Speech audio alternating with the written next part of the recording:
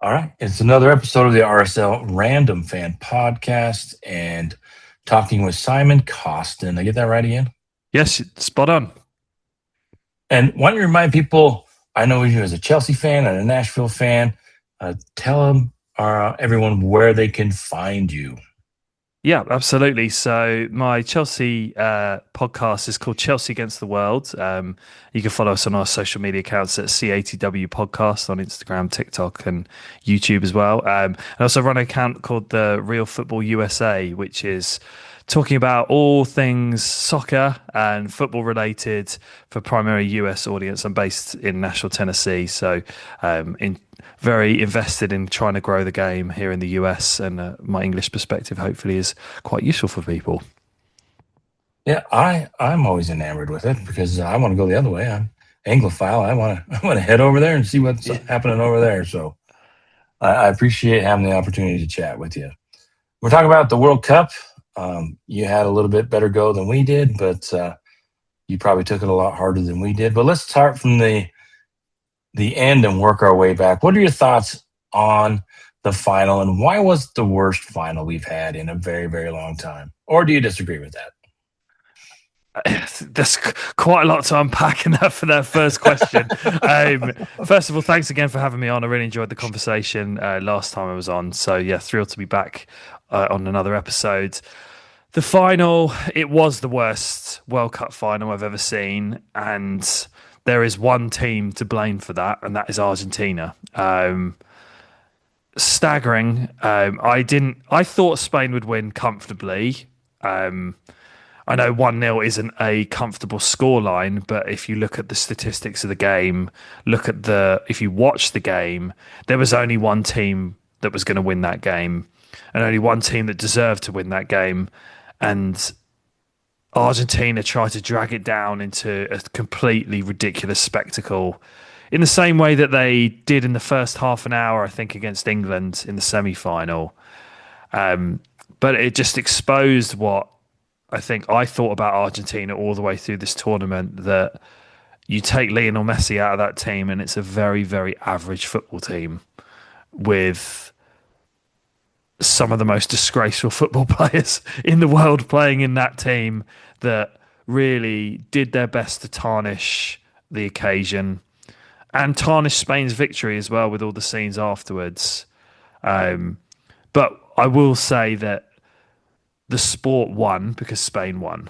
Because if that Argentina had won that tournament, it would have been vindication for some of the conspiracy theories, I guess, about FIFA assisting Argentina to win this tournament at all costs, and the vindication for them playing in that disgraceful manner.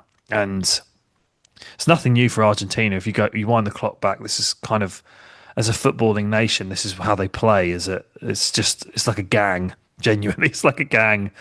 And I'm just very, very relieved. And Spain winning made me feel a lot bit better, well, quite a lot better about what happened to England in the semi-final, I think. What are your thoughts on it?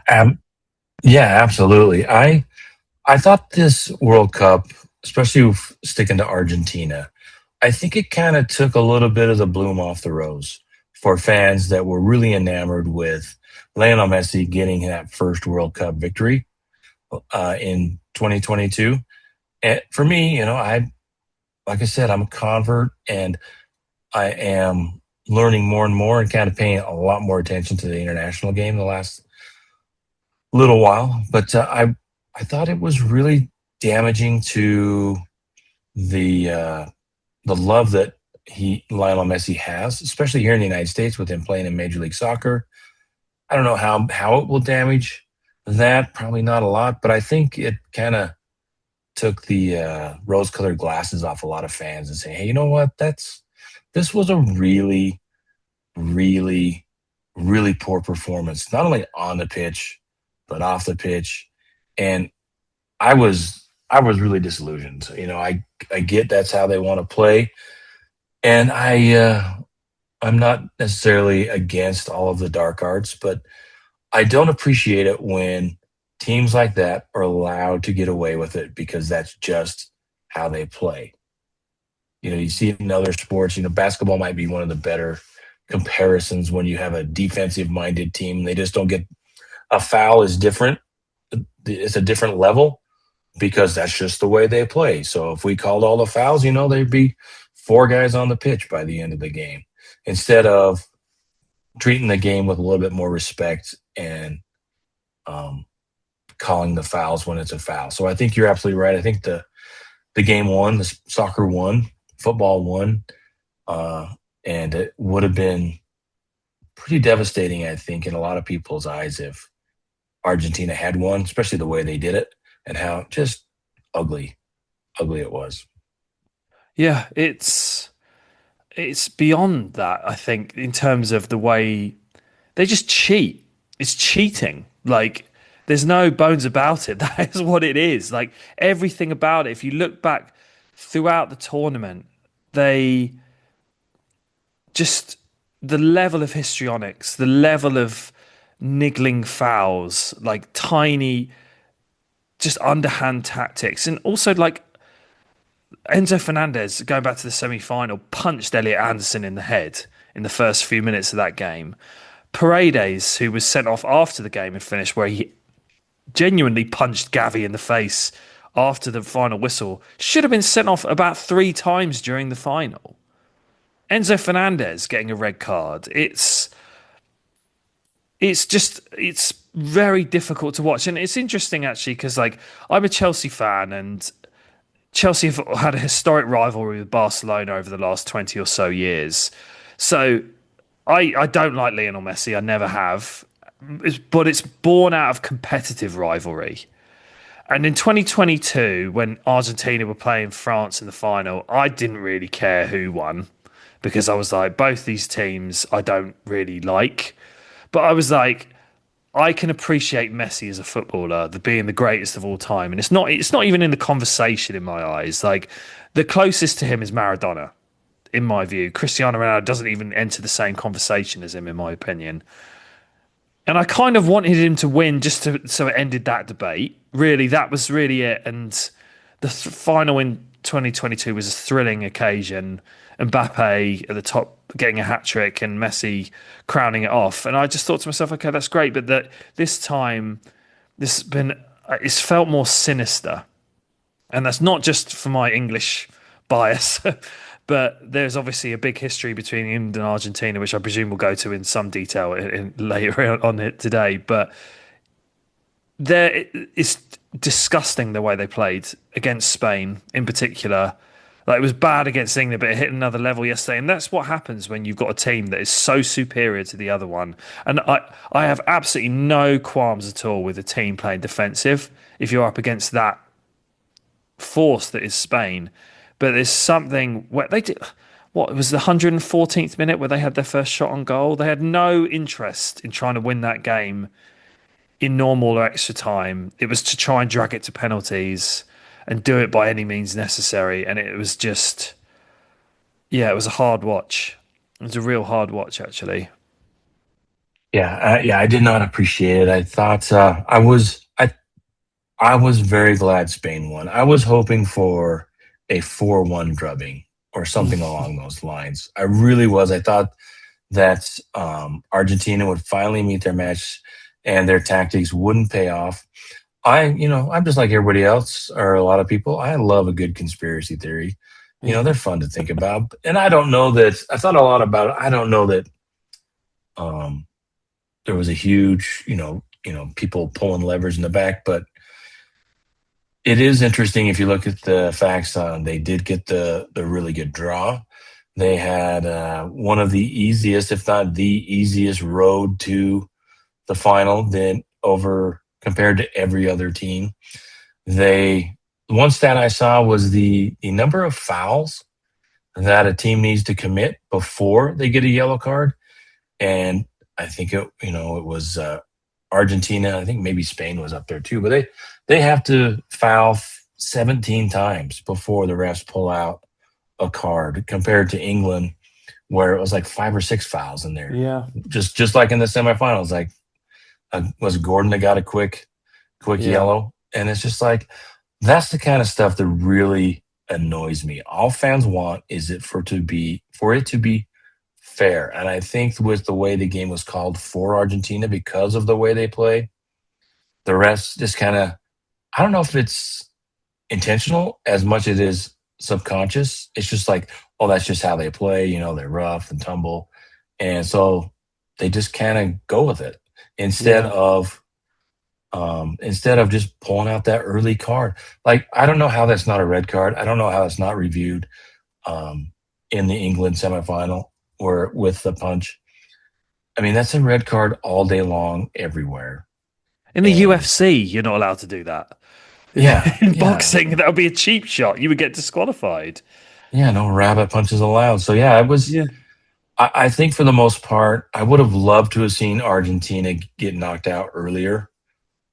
I think we deserved. I think the World Cup and the fans deserved a better final. We deserved a England Spain final that was 4-2, 4-3, something along those lines, where both teams come out and play some football, not or a France England Yeah. or anyone else but Argentina in the way that they choose. And I think there's all this stuff. I mean, Argentina did a great job, like I said, knocking the bloom off the rose and really exposing themselves and a lot of their fans. I mean, I know a lot of Argentina fans that are wonderful people, but they just kind of expose themselves to being sore losers and sore winners, which is even Yeah. worse.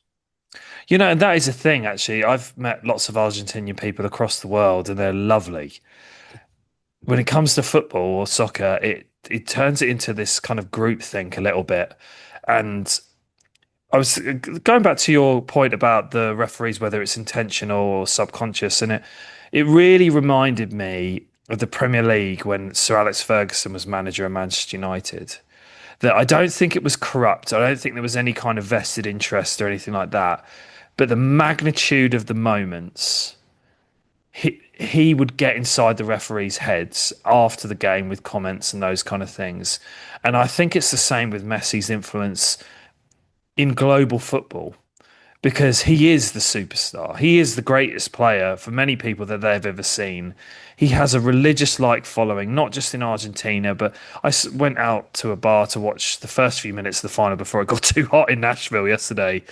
And there are just hundreds and hundreds of Argentina Messi shirts, and I think there was probably 1% of them that were from Argentina. The rest are from America, and like that's the influence he has. And I think the Argentina team plays into it because they know that they've got the most influential figure in world football playing for them and they can fight for him. And also, the referees are in a difficult position as well in a game like that, where you don't want to lose control of it too early. You don't want to dish out yellow cards in the first few minutes that might stop the kind of competitive element of the game. But there's a big difference between cynical fouling and cheating. And this is the point: is actually in the England game, Argentina's tactics deserved at least one red card, probably lots more yellows than it came. And then yesterday, they deserved, the referee needed to get the yellow cards out earlier. Really. It's tarnished. I don't think if it's, I don't think that it's Argentina in particular has tarnished the tournament for me. But if they'd won, it would have done because I think it would have given people a lot of ammunition to drive into those conspiracy theories. And I don't really believe in them myself until, like, as you said, when you start seeing the stats about the fouling and the lack of yellow cards for certain teams compared to others, it adds fuel to the fire and gives people reasons to start questioning things, right? So, yeah, thank goodness they won. Yeah, absolutely. And I'm sure there's a lot of people, I've seen them online as well, that Argentina after the fifth minute, I saw somebody saying after the fifth minute we knew the rep wasn't on our side, and I'm just like, what game did you watch? But Yeah, that's why we watch sport, because it's so wonderful. And I think, admittedly, you being an Englishman, and I've admitted that I am not an Argentina fan, so we yeah, do have a bias. So, but at the same time, it's well earned from the way they performed. It was just truly an atrocious performance during the game, after the game, by Argentina, and they deserve every last complaints, and our righteous indignation for the way they almost ruined the World Cup for us. Here, here. So, all right. So let's congratulations to Spain. I think they did prove they were the best club. I mean, even with the extra game, they only gave up one goal, Mhm. and they just they never trailed in any game. Of course, they didn't. There was not a lot of scoring to go on, but they were just the best club. I think they deserved a better opponent. And like I said, I thought if England in the final against Spain would have been absolutely phenomenal. I don't know if the result would be any different, but the game would No. have been much more enjoyable to watch. So I feel for you there very, very much, Simon. Well, let's. Yeah. What about we kind of? I don't know if there's anything else that we could. Oh, well, let's talk about one thing that happened during the game, the halftime. What are your thoughts? I've heard a lot of people. I kind of enjoyed it, but as an American, I'm kind of used to that kind of stuff at halftime. I'd be absolutely fine without it, but what can we do? But what were your thoughts? Do you hope that kind of stuff? I hope the breaks, unless it's hot and the halftime goes away. I was not a fan of all that. I don't know. It was all quite surreal watching it, to be honest, because I think the problem is with doing something like that, it takes the attention off the game in my eyes. And soccer is a sport that thrives on momentum. Too many breaks ruins the momentum. And honestly, the nature of the halftime show, I thought the stadium was quite quiet anyway, because I think the tickets were so expensive that it priced many real supporters out of it. And it came back from the break, and I was just like, I'm not really interested in this. And I genuinely think the clamour and the nature that soccer entices people into it, especially in America, is because it is so different to the other sports. There aren't relentless amount of breaks. There's not a relentless amount of commercials, and I feel that was a little bit, it diluted it a little bit. And the World Cup final is the pinnacle of the sport. It's the most watched game around the world. Over 1 billion people watch it, and I had no interest in watching Madonna, Justin Bieber, and whoever else was in it. And I just I think it angered a lot of people who were not based in America because it's so culturally Shocking. different. Yeah, it's just a completely different experience. And you could say, and that's the thing is like I have no problem with it with the Super Bowl. That's part of Super Bowl heritage. Like the halftime show is a massive thing here. People go to watch soccer and football matches in the World Cup for the experience of the game and the sport, not celebrities and not pop stars prancing around with these ridiculous signs where literally they were feeding in crowd noise as well. And I just thought it was a completely ridiculous spectacle. But that's me. We talked about this last time. English people let the smallest things bother them to such an extent, and that you can add that to the list. Um, but it Yeah. was you know what though, it's harmless. I think that's the thing, it's harmless. And if the people in the stadium in America enjoyed it, then good for them. So hopefully it won't happen again, but we'll see. Well, we shall see. I doubt. The next one is over in Spain, Portugal. Mhm. Yeah, I sincerely doubt they do any kind of halftime. Yeah, I would say They that's may probably they likely. may shorten halftime just to spite us, right? Yeah.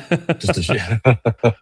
So let's talk about how about just the games in general. What stood out for you? What is there a team that came out of nowhere? The obvious in Cape Verde. But what were your thoughts on the expanded tournament? All of that. Loved it. Honestly, I think if you take some of the controversy out of it, some of the politics, then take Argentina out of it. I think you could make the argument it was the greatest World Cup of all time. I think the nature of the games, some of the quality performances, the one weekend that sticks out to me for numerous reasons was the Cape Verde versus Argentina game on the I think it was on the Friday or the Saturday night, and then England versus Mexico in the Azteca on the Sunday night. I think that could be the greatest weekend of football that I've ever seen. Cape Verde should have beaten Argentina. They should have Yes. beaten Argentina. Argentina rode their luck, and the second equaliser in extra time was one of the great World Cup goals. That team was exceptional. They only lost to one. Yeah, they didn't lose to Spain or Argentina in 90 minutes. The only team to stop Spain winning in the World Cup. They are the story of this tournament. I think when everyone pulls back from it, I think the feelings that everyone had, literally the whole world was cheering them on all the time. And the Mexico England game and the Azteca will live in my memory as one of my favourite England memories of all time. I think it was just that game had literally everything, and the contrast to the way that the Mexican fans and players dealt with losing compared to Argentina couldn't have been any more different. I know some people who were in the Azteca for the game, and they were all celebrate. The Mexican fans were celebrating with the English fans afterwards, and it just reminded me that what this sport can do for people. And I just it's going to be a bit of a withdrawal coming out of no World Cup action. And I just think I loved the expanded tournament. I loved seeing nations compete who we hadn't really seen before, and the opportunity and just seeing their fans celebrate as well. It's just this is what it's all about. It's about excitement and joy. And the fact that Argentina didn't win gave me some joy by the end of it as well. Um, but yeah, what a tournament. I loved every second of it. It's been fantastic. Yeah, the Cape Verde game against Argentina, that last play before penalty kicks, where I guess they were good. Did they go to penalty kicks or did No, that went. They Argentina? won. Argentina won 3-2 in extra time. Yeah, Yeah, because they could have tied it up there with they got a foul on the very last play that wasn't called. That yeah. kind of really angered me. But I loved their story. Their 40-year-old uh, keeper, all of that, and I didn't mind the expanded tournament as much as I thought I would. And not that I'm a purist by any stretch of the imagination, but I don't necessarily like change for change, that kind of stuff. Yeah, yeah. But I thought that those countries that were like the African countries, I think what are 10 countries that qualified, and Hmm. 9 of them made it to the knockout round. They didn't go very far, but 9 out of the 10, which was better than almost any other confederation, which was surprising. I don't think I'll ever forget DR Congo Yeah, and their fan. Uh, and just what that stands for. I thought that was very powerful for me. The fan that stands for Lumumba, the prime minister or their president that was assassinated. That was fascinating story. I love those kind of stories that pop up during events like this. And with the World Cup, I mean, it is the greatest sporting event on earth.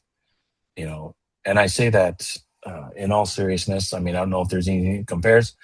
I was thinking about this because I think it's even better than the Olympics. The Olympics are fantastic. They bring people together and countries together, but it's still the Olympics are, who can win the most golds. And at least from a cynical American point of view, um, that's the competition, who's going to win the hmm. most. But it is fun to see the countries come together. But I think this really brings out just another level above the Olympics for me. What do you think? 100%. I think it's the pinnacle of sport. I think it means more than anything else. Like I kind of touched upon this in the last episode I was with you guys that I'm Chelsea obsessive, but it really takes a back step. Like I'm all the nature of England getting knocked out of this tournament hit me harder than anything Chelsea has happened before. And it means so much. You are like everyone wants to. your team. Like everyone wants their team to win here. Like it produced a level of patriotism that I don't think anything else has. I'm not like overtly patriotic towards being English, but like I'm not a flag waving kind of person. But when it comes to this tournament, I'm very proud, and it makes me feel good about the country that I was born in. And I was really proud of the way that most Americans were like gathering around their team as well. It was like, as a US citizen now, that meant quite a lot to me that the sport that I love was taking a front step for a change. And yeah, to me, it means more than anything else. Like the Olympics is a wonderful spectacle, but you're also playing. These are the best athletes in the world, in my view. You've got the best football players from every country competing at the top level against each other, and the vast majority of those superstars came out in this tournament flying, and that is something that I don't think you see anywhere else in any other sport. And yeah, I would love England to win it again. I really would love England to win it again. Really hurts still. It's like touching the nerve a little bit thinking about it. That when I was watching Spain versus Argentina yesterday, I was just like, really, England should be here. Really They should be should have. here. Is it so? Since you don't want to let it go, let me ask you this about the England. Was it just Tuchel kind of um, not attacking and trying to park the bus, or what happened? This is hard for me to say because I was a big Thomas Tuchel fan up until this game. I think there's a combination of things that happened here. After we took the lead against them and Anthony Gordon scored, I think Argentina's manager made some very smart tactical changes and it pushed England back. The problem was Tuchel's response at the last hydration break. I think you expect after you score to ride, especially with the Argentina's momentum and the players that they've got at disposal, they're going to come at you. I don't think that's an unreasonable thing to expect whatsoever. But the way that he just capitulated and brought on defenders and tried to hold out against the greatest player that's ever played the game and decided to give him all the room of the Mercedes-Benz Stadium in Atlanta to just pick passes to cross. It was a matter of time before they pulled it back, and it's a catastrophe that Thomas Tuchel, if he was English, would live with him for the rest of his life. But because he's not English, it's a job to him. I think that's how you see it now, and he messed up more than I ever thought he was capable of doing. And yeah, honestly, I sat on this for quite a while since last Wednesday, and I think it was a sackable offence that second half because he was brought in to replace Southgate, who was accused of doing everything that he did. Southgate never made substitutions like Tuchel did.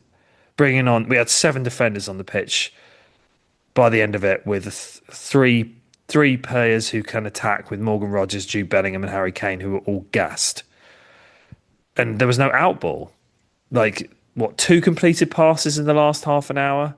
That's beyond reprehensible. And I think Tuchel buckled under the pressure. And yeah, so to answer your question in a short way, yes, I blame Thomas Tuchel. There was other factors in tow, but he is the main person to blame, I think. Yeah, it's too bad because if we watch the final, Spain just had Argentina under pressure the whole time, and they just kept the I think pressure England would up. have given them a better game. I Oh, think they would. I think absolutely. Spain would have still won. I think Spain were that good, but I think England would have given them a better game. And I think it's disappointing that we paid that Argentina side that showed up yesterday that much respect, which is, and for a bunch of players besides Messi who deserve zero respect on every level, especially Enzo Fernandez. Get him out of Chelsea, please. Thank you. Yeah. Yeah. Obviously, we aren't going to get too far away from that game, but what I was talking with my friends, and like, I wouldn't want to be an Argentina player if I played my club games in England, right? For the way they treated their actions, I think they've got some petty retribution headed their way. I don't know how it is over there. I mean, but if the way they treated the way they reacted after their victory and just how they played. If I was somebody that played in the Premier League against them and I was from England, they would catch some flack. I don't know if an elbow or what, but they would I catch think something from me. they are going to find life extremely difficult to return into their English clubs. Genuinely, they are. And I'm not sure how much your listeners are aware of some of the history that goes on. It's not just related to soccer; it's beyond that.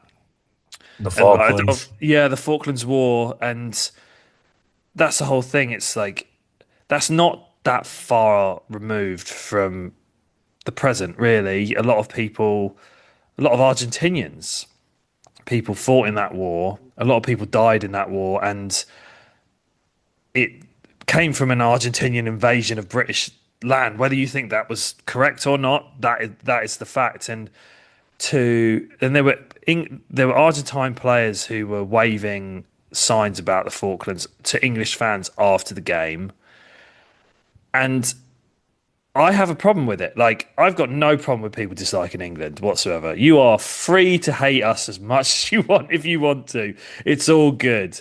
But to play your club football where you earn a fortune and to hate the people, which is essentially what they were like signifying with that sign, especially about the Falklands afterwards.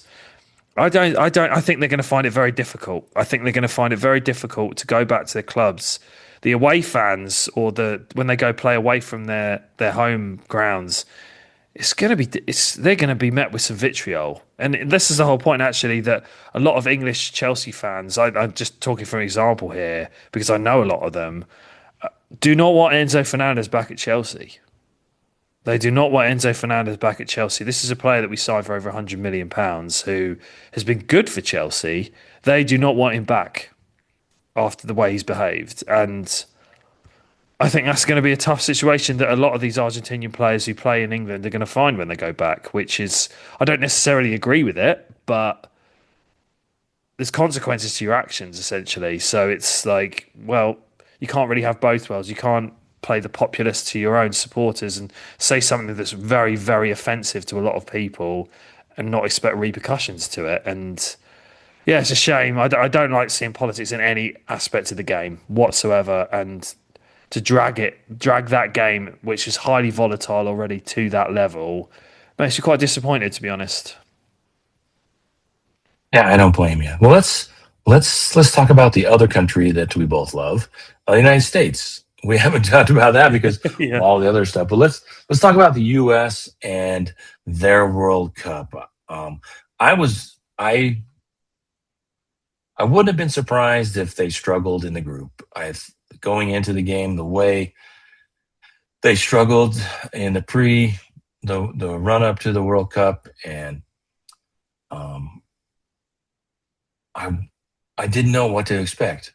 I didn't think that they would, you know, run the table. No illusions that they would win the World Cup or anything near it. But I'll be honest, I was surprised at how they came out the first couple of games, and I thought, oh man, maybe there's something here. But um, yeah, by the end of it, I'm just like, well, maybe we haven't advanced as far as we need to. What are your thoughts? I would say that if you were, I think it's always a good idea to take a step back and just say, okay, what are the expectations before? What was the end result? And then you can look at the nuances in between. That round of 16 going out probably most people's expectations for this team. I think are the highest expectations. So probably looking at par in golf terms. Um, I think with everything around that last game that had happened, I think it ruined a lot of momentum that the US had. And I think that's more psychological than anything else because those first two games, the first game in particular, the US were electric. And I think a lot of people got on side with them, and including me. I was like, "Wow, this is very impressive." Paraguay are not a terrible team by any stretch of the imagination, and the way that the US attacked was with pace, it was with vigor, real energy. And I think as a host nation to get that those first two games in was perfect. I had a couple of concerns about the way they started. First of all, I thought to myself, the nature of the way that they started is so full of energy that these tournaments are always about attrition and how deep your squad is and not blowing yourself out too early, which Harry Kane has tended to do for England actually on a number of occasions. And it worried me that as soon as they came up a team against a team that could keep the ball better in midfield, that's where the US would come unstuck. And honestly, I think the US were quite fortunate they played Turkey at a time when Turkey were already out because they played with the freedom that, but then they've got some very good ball playing midfielders in particular. And the Bosnia game, again, we're going against a team that just doesn't keep the ball in midfield. And I was like, okay, they're going to win this one. I think they're going to find it more difficult. But the way they performed against Belgium, I think I would, if I was a proper US fan, I'd be furious about how that game went. Because I remember winding the clock back to 2022. I think the US played a better team than that Belgian game in the round of 16, which was the Netherlands, and competed right to the end. I think the US's performance against Belgium, when they weren't playing a lot of their starting players, the US are pretty much at full strength, and the lack of energy and the lack of drive and the lack of commitment from those players, I think it really made me reassess whether this World Cup was a success for them. I think at best par. And I think Maurizio Pochettino needs to take a level of criticism for how the US played in that game. You can obviously say, and this I made this point actually talking to some friends before the game started that listen, Balogun has been your best player, absolutely the best player, but the way it's turned around, I don't think it's a disaster not to start him in that game because essentially the team had been preparing a week without him anyway. So at the last second, you've brought him back in. I know Pochettino's in a difficult position with that whole situation, but I think it might have got into their heads. But Pochettino needs to do a better job of motivating them in that game. And it was a real naivety to some of the way that the US played, and it's obviously the Belgians were inspired, but this is not a vintage Belgian team. They're not as good as the Netherlands when you played them 4 years ago, and I think if you're looking at comparison between those two tournaments, I think the US were better in 2022 throughout the whole thing than they were in 2026. That would be my assessment. I wouldn't disagree. I thought, that last goal that Turkey got, that kind of, I think that really stung. And I think it ripped away a lot of the confidence um, subconsciously. And professional athletes, they're going to be confident no matter what. But I thought fighting back and getting a result would have been, you could just sense it, right? Maybe as Yeah. just as an American fan, you expect at some point the bottom to fall out when it comes to the World Cup. I mean, because they're not going to go, um, they're certainly not going to win the tournament this year. And I thought that Turkey game when they gave up that last goal, oh man! And I thought I you probably couldn't do it, but they should have made a statement and just not played Balogun or started him. I wouldn't have started him. I think you're absolutely right. It changed up how they were approaching the game. And also, whomever thought it was a great idea to change the red card, um, I thought that really threw them off. The U.S. needs to be the underdog. They have not had enough success to play from the front, right? To be the favorite. They need to be the underdog. Now, even if they're a better team, they need to be the underdog. And they took that away from them. I think I think they were, people thought they might be the favorite with Flo playing there, but I think they would have been better off without him. And if they just would have let him play, I think they would have had that grit and determination. And as it was, but I don't. It really threw them off. It's what it looked like. They did not look like the same team for whatever reason. And I kept thinking, watching the games, like, this team needs a Diego Luna. Um, you may not have watched Diego play a lot, but he I've plays with seen the them, yep. national team. And just that grit and someone that you could throw in for a specific occasion like that. And I'm sure there may be other MLS players, but Diego Luna is the one that played, 15 of the previous 17, I think, national team games before the final World Cup call up. And he was pretty much the face of the team in a lot of ways. I mean, he got his nose broken, he went back out there. And I think that game against Belgium was crying out for someone to get in there. Um, Maybe Berhalter a little sooner, or um, what's his name? The guy with all the controversy last time. What's the Oh, Gio Reyna. Reina to get in there a little earlier. But I thought, a player like Diego Luna who would just get in there with a chip, on his shoulder and start playing some football. That's They couldn't find it. I thought that Berhalter came in and brought a little bit of that, but it was too little, too late against Belgium. And yeah, I think you're right. I think they were better 4 years ago. And I don't. People saying that Christian Pulisic is the best American player that ever was uh, are just off by a million miles. The guy Correct. doesn't care. I just I don't think he's don't. that good. I think you've got better players in your team. I think Balogun is better than him. I think Tillman is better than him. I think Anthony Robinson is more important. I saw more of Weston McKennie in this tournament. Obviously, Pulisic was injured. I thought McKennie had a good tournament up until that last game. I think you can't rely on him in the same way that No. just because he might be in terms of talent the best. Like, yeah, I would go back to England for a second. Just in terms of the comparison, people think that Phil Foden has been the saviour of English football. He's never really done it in an England shirt. And Pulisic, there's a lot of expectation, and he doesn't look like that he can carry it. And that's not a slight on his There's character. It's no, a no, no. big deal. I think if you're looking, international football is almost like a different sport to club football. There's so much more pressure, and you need the right person in the right moment to do the right things.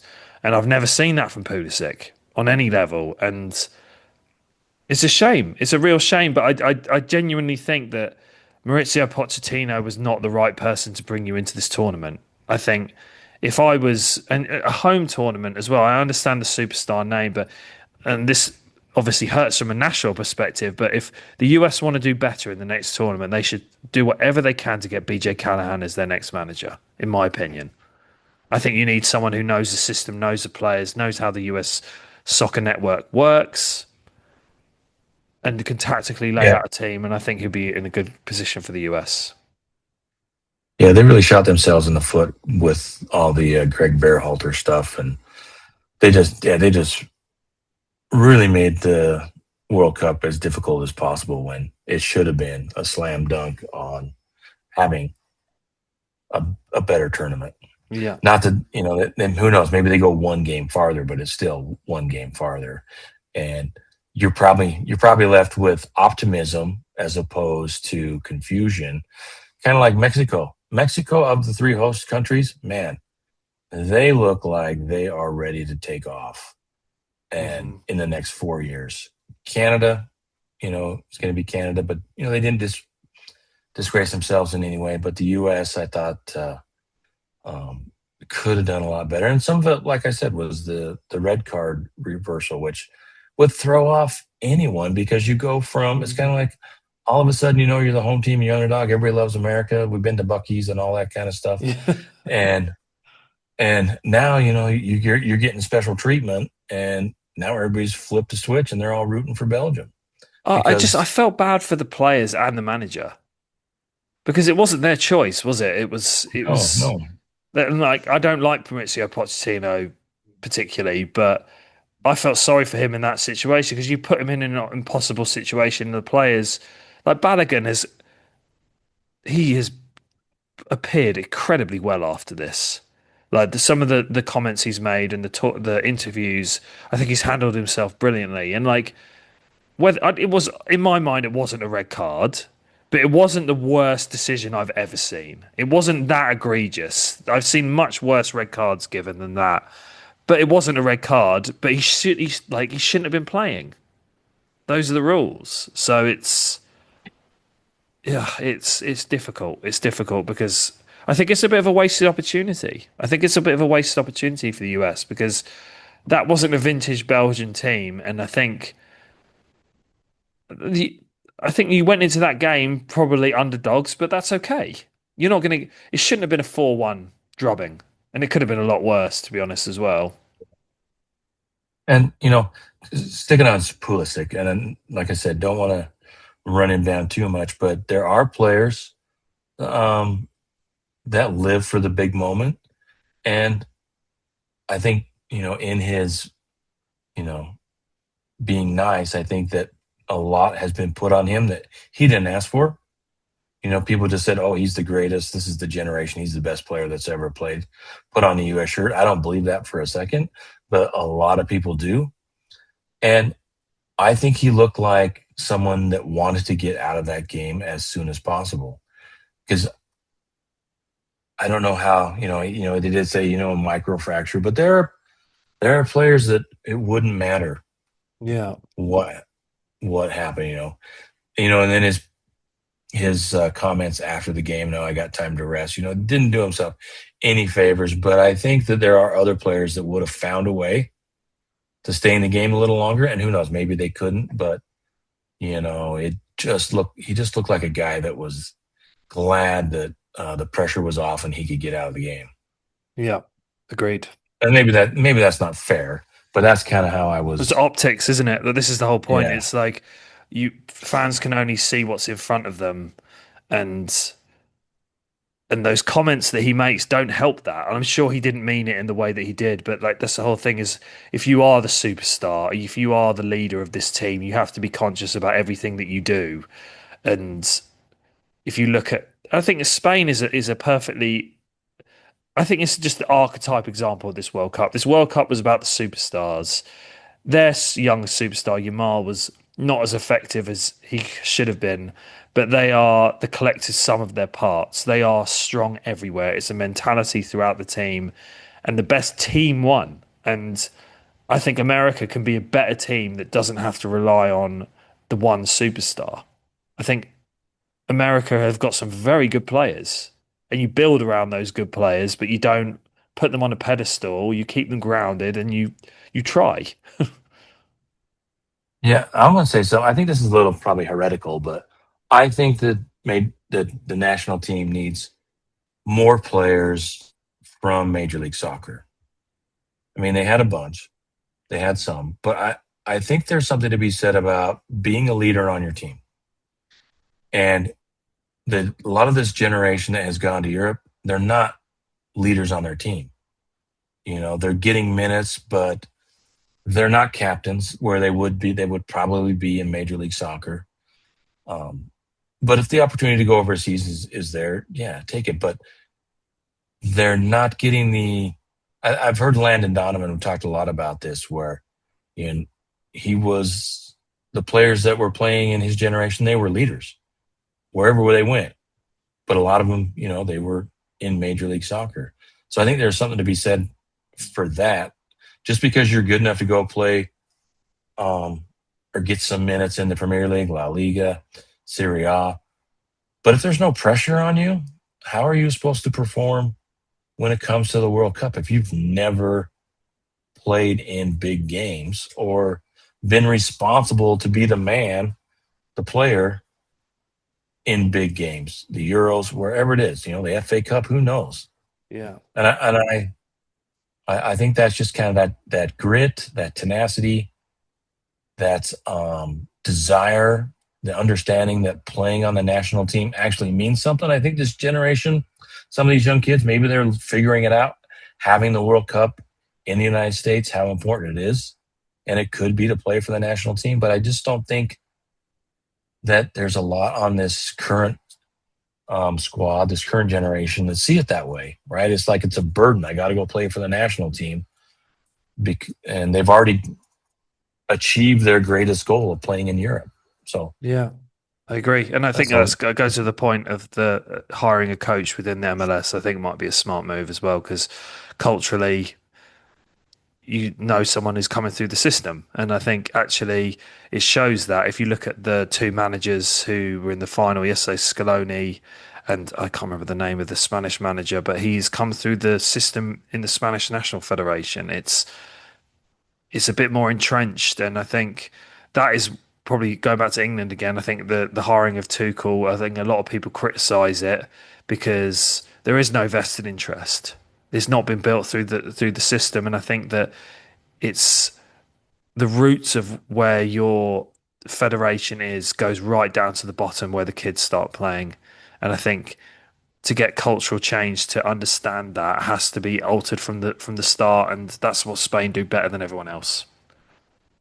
Great model to follow. And I always couch it too, because the United States is 100 years behind everybody. I mean, we're basically 30 years into having a real um, first a real league in Major League Soccer, and USL's doing well too, and trying to who knows how it's going to happen with that. But we are just decades, light years behind everyone. So have to kind of put that in there. Everybody expects the United States to, we got these players playing over in Europe. We should be competitive, but we're 70 years behind. Yeah, but So you can get there. what? You can get there. Like this Yeah, whole thing is like, I think there has to be conversations about the grassroots level of the sport in this country, and other countries have done it, and the US can do it as well. But there has to be aligned thinking, I think. hopefully the U.S. Soccer Federation will figure it out. But a couple more things. Let's talk about. I was going through the schedule and trying to remember all the games that I watched because I watched a ton of them. Scotland, what a joy they were. I mean, if they had made it into the knockout rounds, they might have, drank all of the alcohol in the United States, not just Boston. What a great story! And we would have run out of um, orange cones. There have been orange cones everywhere. I love that story. Morocco was a great story. Egypt was a great story. I mean, they were so close to being the Robbed ones against that knocked. Argentina. Yeah, just absolutely robbed. And like I said, DR Congo, Norway, Norway, and everyone. Man, Erling Holland is everyone. Well, maybe half of the population has the fairer sex has a new love for Vikings. But what about other teams like that? Is there what stands out that's not as serious and as we've been talking about? What do you remember the fun parts about this whole event? Honestly, this I have a sort of competitive rivalry with Scotland because obviously they hate the English and they have a big rivalry with us, but they do make it a very fun occasion in the World Cup, and I do like having the other British teams in these tournaments, mainly for the banter. Um, had to mute some messages from some Scottish friends of mine as soon as England got knocked out because they want to wave it in my face. Um, honestly, I think that Norway are quite a story in this tournament, not just for Haaland, but they were quite unlucky against England as well in the quarterfinals. I think them knocking out Brazil was quite the statement. I've really enjoyed it. I don't know. It's hard to. I think I keep going back to Cape Verde. I think it's just the most miraculous story. Um, I can't get over it really. I think that when we people look back on the World Cup in a few years' time, they are going to be the first team that everyone thinks of because of just some miraculous performances and holding the winners Spain to a draw. But yeah, I've loved. I've been amazed that all the stadiums are basically sold out as well. Considering the ticket prices, it's people have been so dedicated and the fans and yeah, it's been incredible. I really enjoyed seeing the African teams do well in this tournament as well. I think those countries bring it something very very different to the World Cup, and I quite enjoyed Australia being in it as well. Another one of England's rivals in lots of other sports, Yes. but their fans are great. There's a kind of a kindred spirit between England and Australia fans in lots of sports. But yeah, it's been a very bright and colourful World Cup with everyone's jerseys in the stadium as well. It's been truly a fantastic tournament. Quite sad it's ending, but back to Anyone, normal any scheduled countries? programming now. I know. Any countries disappoint? You were surprised they disappointed? I know Korea and Son. I don't know if he was injured, but Korea did not have a good World Cup. Um, Germany didn't really stand out. I thought Croatia kind of got robbed against Portugal. Yeah. Uh, um, Uh, there was a few disappointments actually. I thought Japan were quite disappointing considering the hype that they've been given. Portugal are the biggest disappointment. That is the best squad in the World Cup.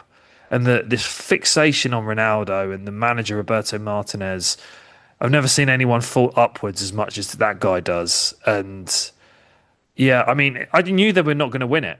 The fact that they got knocked out in the round of 16, they were quite lucky to get that far, to be honest. Um, Brazil, very disappointing. Very disappointing with Brazil, considering the manager that they have got, Carlo Ancelotti, one of the all-time greats in football management.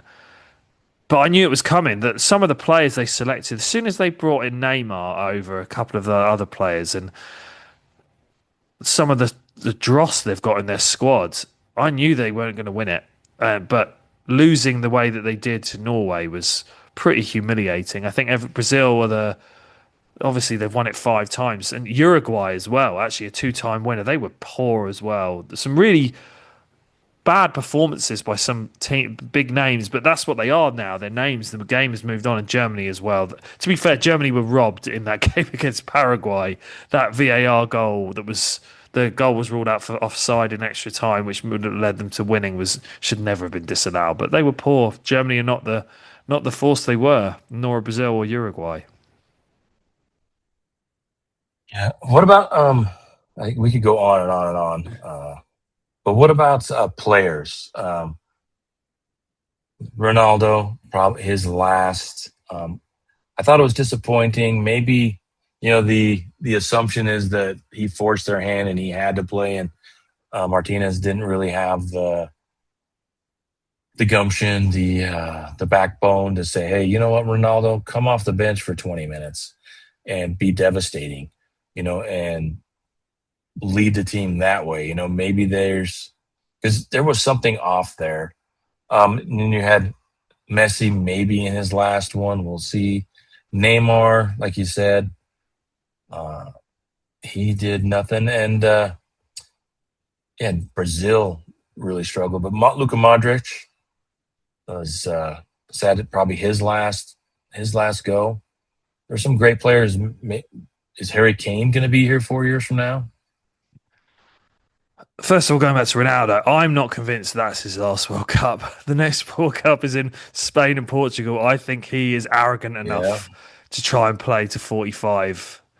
Um, yeah, there's some players who at the end of the career. Neymar should have never been selected by Brazil. He didn't deserve it.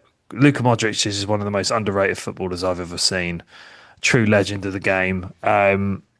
I don't think this is Harry Kane's last World Cup. I think he goes to the next one, and I think it's purely because England don't have many young, good strikers coming through the system. And what I think will happen is Jude Bellingham gets moved to the 9 position for the next World Cup, and I think Harry Kane is an option off the bench. That is, I don't. I think Kane has never been blessed with much pace. He's had the best scoring season of his career, the second best scoring season after Lionel Messi ever in all competitions. I think he will go to the next World Cup. I think. He's a very underrated passer. Uh, Maybe I just don't pay enough attention, but I watched him play, especially when he was at Tottenham, my wife's favorite team. And he is a brilliant passer. And he doesn't seem to be incredibly selfish, which I really like. So, Yeah, very good I, player. I and then what about just overall for me? One of my favorite parts of the whole World Cup was watching all of the people that came from the different countries to the United States and finding out. It kind of reminded me maybe you're not as cynical and haven't been jaded. You are a relatively new American citizen. We appreciate that, but watching these people discover America, some of the things we take for granted, like free refills, um, ice, having ice everywhere. All of those, like I mentioned, Bucky's and the national parks, and people just being friendly. Not that there other countries aren't friendly, but Americans just seem to be more outgoing, according to these posts, according to the internet. People are like, "Wow!" They asked me how I was doing. They gave me a ride. Um, yeah. Did you have any thoughts on that kind of stuff? Was that surprising to you? No, because that's the reason why I love this country and it's why I feel at home here. I think it's a good Because of the reminder. ice or the free refills? Both, and the air conditioning. If we're being honest, I think most people are going to find it very difficult to go back to sleep without That's air true. conditioning. Um, I think this is tournaments like this are a big reminder that we're all pretty much the same. We all just want to have a good time, meet some fun people, enjoy ourselves, and watch some entertaining sport. I think that maybe a lot of people forgot that is a key feature about America, that everyone is so great here. And it's maybe a reminder that whatever political situation people think they're in, they're not their leaders. People are just normal people who just want to be happy and enjoy themselves and have a good time. And I think a lot of people who came to the World Cup from different countries, I'm assuming most of them will come out of all three countries realizing that's the case with everybody. And hopefully it's a good reminder to everyone that America is a fantastic place and with a lot of amazing people here. So I yeah, as I mentioned the last time on the podcast when people were singing the US national anthem at the stadium, and I don't see many people singing it here. It was the first time I've seen it, and I was like, I feel this is like it's quite a good moment to remind everyone that we're all quite the same, and American people are just like everyone else who just want to be happy and live their life and enjoy themselves. I think. Yeah, and I felt that, and I also felt I was excited for Mexico and Canada, especially Mexico. I mean, there was just nothing but great, fantastic stories coming out of just how wonderful people were in Mexico for the countries that played there. You mentioned England, but also was it Korea? Um, one of the yeah, it was just fantastic, and it really I had been kind of beaten down by all the baloney that you just can't Photoshop out every day that goes along with being in the United States right now. So it was a great reminder for me that uh, it is a great place to live, and I do appreciate and really do appreciate free refills.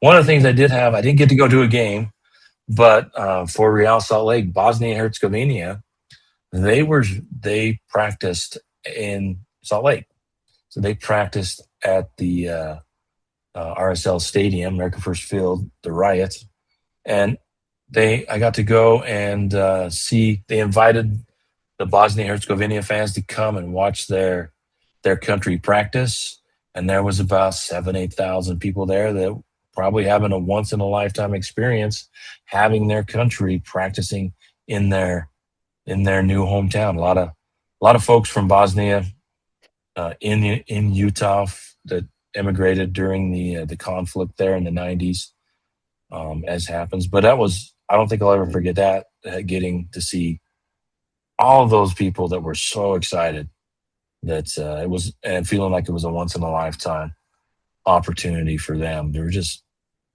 so much going on. So, do you have any other thoughts on finishing on all the positives that come out of this World Cup? Yeah, it was the greatest tournament I've watched from start to finish, really. And this is the whole thing: is that I keep when everything isn't so raw, it's still bitter about that defeat against Argentina. Is that actually the World Cup is about moments? Only one team can win it. When you've got so many different teams of high quality players, the chances your team are going to win it are quite slim. But actually, the memories that I have of watching some of those games will stick with me for the rest of my life, and especially the game against Mexico in the Azteca. I don't think my heart rate has ever elevated to that point before really watching a football match. And I know it's disappointing that England haven't won it from my perspective, but first ever third place, our second best ever performance in a World Cup, and I had a really good time watching it, and that's what I remember. So yeah, even if your team doesn't win it, there's something that can be taken from it when you take a step back, I think. What about all of the new soccer fans? With social media and just the way it's exploded, I've just seen nothing but people, especially in the United States. I would love for them to pick and go and watch their local club, go and pick an MLS club, and go watch support your local, however you feel about it. I think that's the only way soccer gets to the heights it needs to be in the United States, which is when we support everyone. You can't just kind of skip over Major League Soccer, but that's probably an episode for another day. But there's a lot of people trying to pick new Premier League teams to follow or other teams. So I'll give you the opportunity to tell people why they should be Chelsea fans. It's interesting actually. I'm going to be doing a new series on my TikTok account about guiding people which Premier League team to support. So that's a good little segue to that. Chelsea, he, the ultimate reason why you Or should be, or not direct them to whoever they need to go. But yeah, if you yeah. believe Chelsea is a good home for them, It's never boring. Chelsea is never boring.